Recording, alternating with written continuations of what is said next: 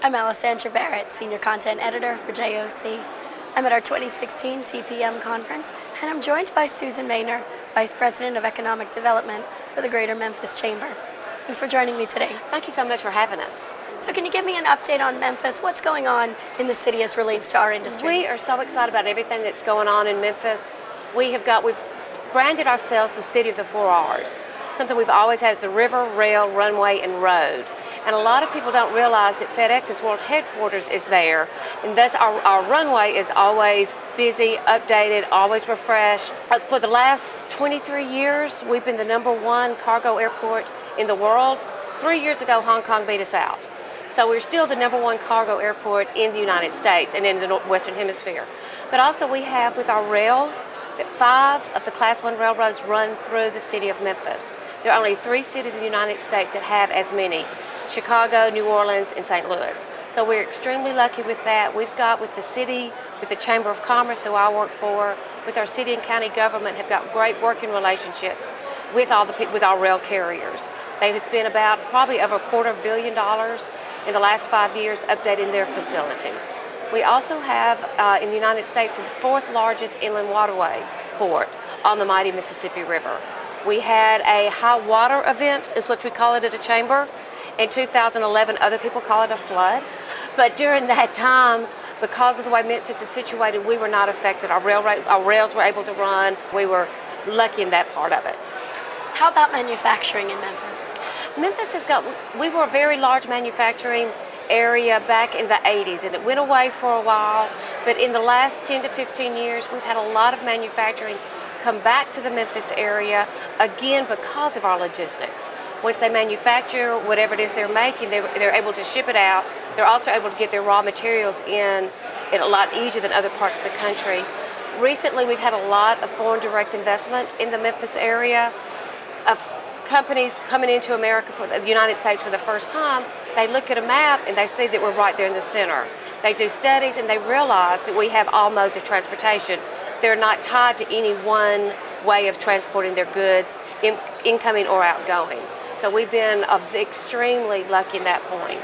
And a good thing too about Memphis is we are an agricultural-based community, always have been because of our area in the Mississippi Delta with the river and the rail. But we also are very, very diverse in what's manufactured in Memphis. We've got food products, we've got tissue, we've got electrical transformers, we've got iron, we've got steel. So all gambit, so we're not really affected as bad if one industry goes down, which is a very good place to be. As far as e-commerce and real estate, how is that? Are you seeing any changes in your business? We're seeing a lot of, right now in Memphis area, we have over 2 million square feet under roof of warehousing buildings, and we have about 25 million available. Our lease rates are about around $2.30 a square foot for this space. So we've had really good luck with TJ Maxx, came to Memphis about 3 years ago and doubled in size this past year, which we're really excited about. That was for their e-commerce and some distribution. Target came last year, and they have gotten more. They are larger than they ever thought they would be.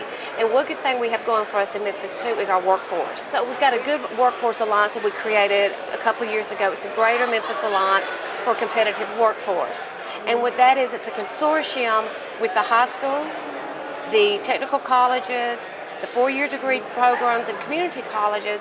They are working together to make sure that our employers are getting the graduates they need. So they're getting the workforce they need, plus then our students are coming out of high school, technical college, or 4-year degree with a job. So that has been very good. Our business community has been very happy with what we have done.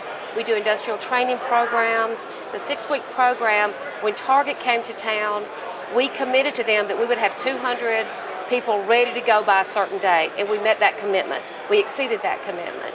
But they were able to go into some of these classes, and there'd be 30 or 40 people in class, and they could see what they were doing, see what they were learning, and once they got out of that, they interviewed them. So basically it was a 6-week interview.